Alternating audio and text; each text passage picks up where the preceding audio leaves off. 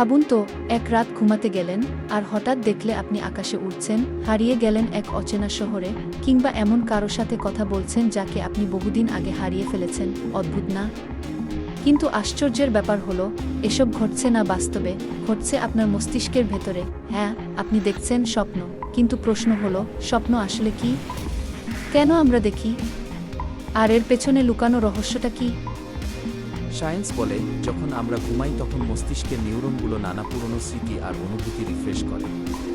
তাই অনেক সময় অদ্ভুত জিনিস একসাথে মিশে যায়, যেমন তুমি হঠাৎ উঠছো, আবার হঠাৎ পরীক্ষার হলে বসে আছো। ধর্মের দিক থেকে স্বপ্ন তিন রকম: একটা আল্লাহর পক্ষ থেকে শুভ বার্তা, একটা শয়তানের পক্ষ থেকে ভয় দেখানো, আরেকটা মানুষের নিজের মনের কল্পনা। তাই ইসলাম বলে, খারাপ স্বপ্ন দেখলে কারো কাছে না বলতে, আর ভালো স্বপ্ন দেখলে শেয়ার করতে। সাইকোলজি কি বলে? মনোবিজ্ঞানীরা বলেন, স্বপ্ন হলো আমাদের অবচেতন মনের দরজা। দিনের চাপ, ভয়, ইচ্ছা আর দুশ্চিন্তা সবকিছু লুকিয়ে থাকে স্বপ্নে। এজন্যই পরীক্ষার আগে অনেকের দুঃস্বপ্ন আসে, আবার প্রেমে পড়লে মিষ্টি স্বপ্ন দেখা দেয়। তাহলে প্রশ্ন হলো, তোমার দেখা শেষ স্বপ্নটা কোন ক্যাটাগরিতে পড়বে? আল্লাহর বার্তা নাকি মনের খেলা?